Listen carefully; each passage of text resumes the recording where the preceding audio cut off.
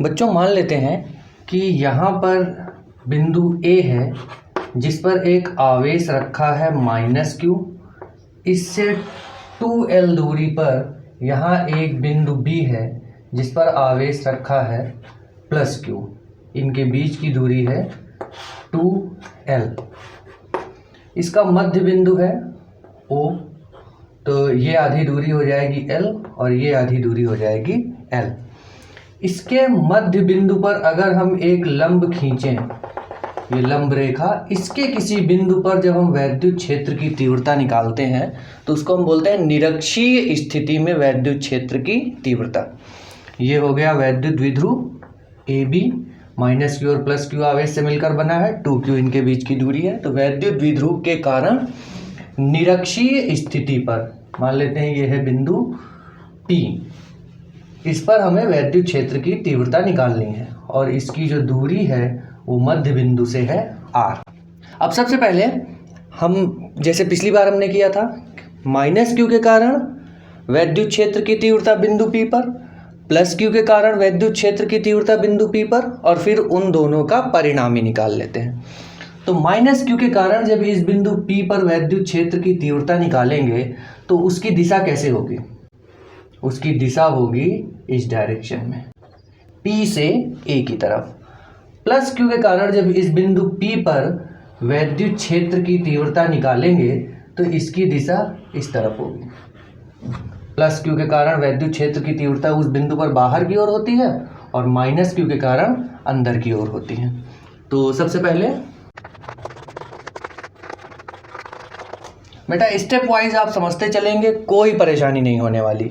अब देखिए, जब -q के कारण बिंदु P पर हम वैद्युत क्षेत्र की तीव्रता निकालेंगे तो हमें दो चीज़ें पता होनी चाहिए। एक, ये आवेश कितना है और इस आवेश से कितनी दूरी पर हम तीव्रता निकाल रहे हैं। तो आप देखिए, ये है r और ये है l, ये समकोण है, तो इसका मान कितना हो जाएगा? इसका मान हो जाएगा √r² + l²। पाइथागोरस प्रमेय से लंब है r, आधार है l, तो कर्ण कितना हो जाएगा? √r² + l²। इसी तरह से अभी हमें यहाँ से यहाँ तक की दूरी की भी जरूरत पड़ेगी, ये भी कितना हो जाएगा? √r² + l²। ये जो वैद्युत क्षेत्र की तीव्रता है इसको हम नाम दे देते हैं EA। एक बिंदु पर रखा है -q आवेश, इस वजह से इसकी वैद्युत क्षेत्र की तीव्रता का नाम हमने रखा EA। B बिंदु पर रखा है +q आवेश, इसकी वजह से जो वैद्युत क्षेत्र की तीव्रता होगी उसका नाम हमने रख दिया EB। तो अब EA का मान कितना होगा? -q के कारण निकाल रहे हैं तो 1/4πε0 q, मान लेते हैं कि यहाँ जो माध्यम होगा उसका परावैद्युतांक है k, तो ε0 k q अपॉन, अब देखिए q के बाद क्या होता है? r², दूरी का वर्ग। अब यहाँ से यहाँ तक की दूरी कितनी है? √r² + l²। जब हम इसका स्क्वायर करेंगे तो उस स्क्वायर से ये √ हट जाएगा, तो कितना बचेगा? r² + l²। ठीक, अब उसके बाद निकाल लेते हैं +q के कारण बिंदु P पर वैद्युत क्षेत्र की तीव्रता, इसका नाम हमने क्या रखा है? EB। इसके लिए क्या हो जाएगा फॉर्मूला? 1/4πε0 k। फिर से वही आवेश बटे दूरी का वर्ग q/r²। तो दूरी कितनी है यहाँ पे? r² + l²। इसका स्क्वायर करेंगे तो यहाँ से √ हट जाएगा, r² + l²। ये आ गया EA और EB का मान। अब हमें इसका परिणामी निकालना है। अब इसका परिणामी निकालने के लिए एक सिंपल सा मेथड यूज़ करेंगे। आप देखिए, जैसे ये एक क्षैतिज रेखा है, यहाँ पर भी हम एक क्षैतिज रेखा अगर खींच लें, अगर ये कोण थीटा होगा तो ये कोण भी कितना होगा? थीटा होगा। अब आप देखिए, ये दोनों भुजाएं बराबर हैं, तो अगर ये कोण थीटा है तो ये भी कितना होगा? थीटा होगा। अब अगर यहाँ पर देखेंगे, अगर ये कोण थीटा है तो ये भी कितना होगा? ये भी थीटा होगा। सिंपल रेखा गणित का यूज़ कर रहे हैं जो आपने 9th क्लास में पढ़ रखा है। अब हम क्या करेंगे, इस EB और EA को क्षैतिज और ऊर्ध्वाधर घटकों में विभाजित कर देंगे।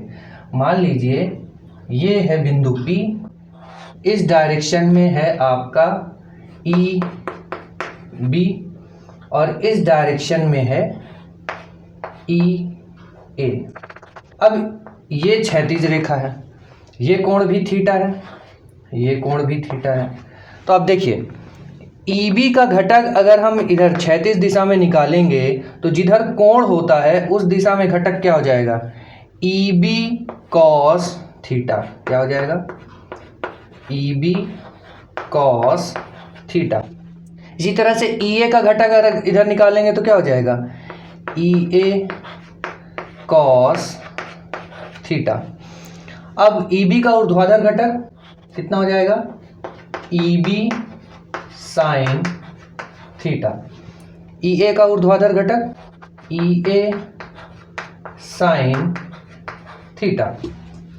अब आप देखिए EA और EB का मान बराबर है, दोनों मान बराबर है, तो EB sin थीटा और EA sin थीटा ये भी बराबर होंगे।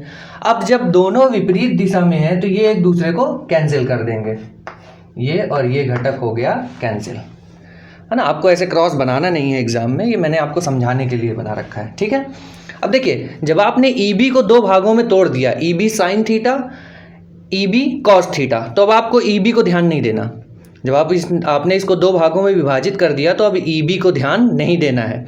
उसी तरह से जब आपने EA को दो भागों में विभाजित कर दिया, EA cos theta, EA sin theta, तो आपको EA का भी ध्यान नहीं रखना। तो अब बचेगा क्या, EB sin theta, EA sin theta, ये तो कैंसिल हो गया। तो बचा क्या, EB cos theta, EA cos theta, और दोनों एक ही दिशा में हैं। जब दोनों एक ही दिशा में है तो ये क्या होंगे, जुड़ जाएंगे। तो अब जब परिणामी तीव्रता निकालनी है तो वो किधर होगा, इसी दिशा में होगा, क्षैतिज दिशा में होगा। और परिणामी होगा क्या, EA cos theta plus EB cos theta. तो हम क्या लिखेंगे, बिंदु P पर परिणामी तीव्रता क्या हो जाएगी, E is equal to EA cos theta plus EB cos theta. EA का मान यहाँ से उठाइए, 1/4 pi epsilon naught K Q upon R square plus L square, और उसके साथ में क्या है, cos थीटा। इसी तरह से EB का मान 1/4 pi epsilon naught K Q upon bracket में R square plus L square, और यहाँ भी क्या हो जाएगा, cos थीटा।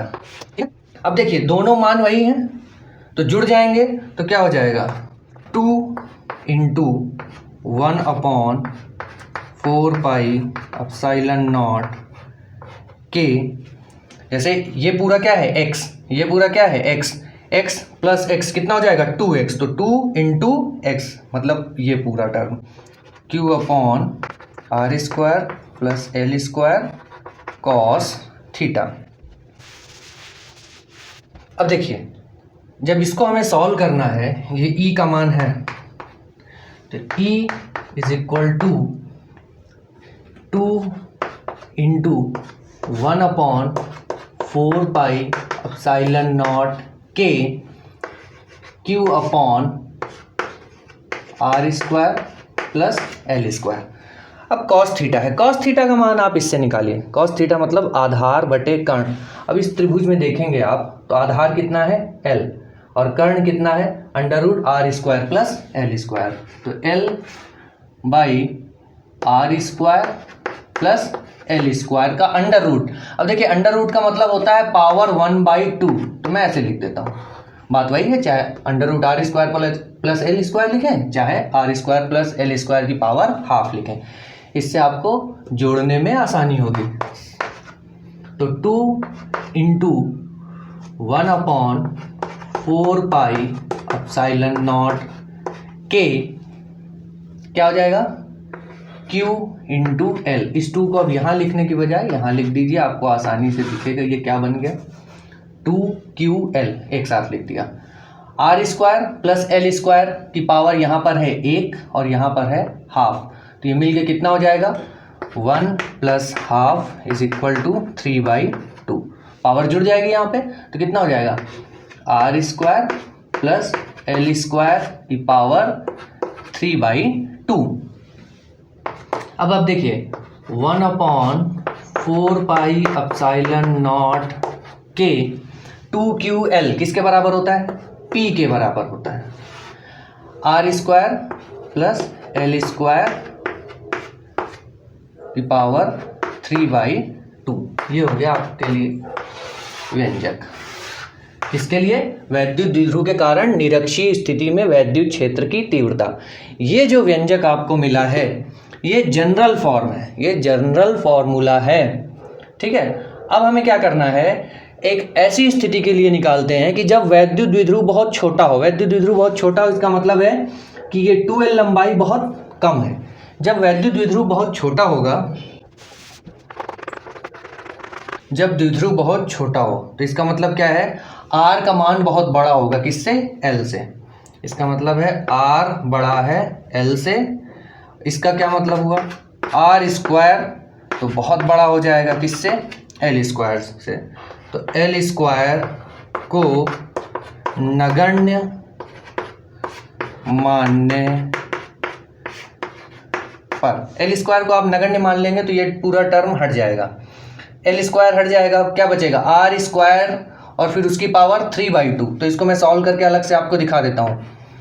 R स्क्वायर और इसकी पावर 3/2, तो इस 2 से ये 2 कैंसिल हो जाएगा, तो क्या बचेगा?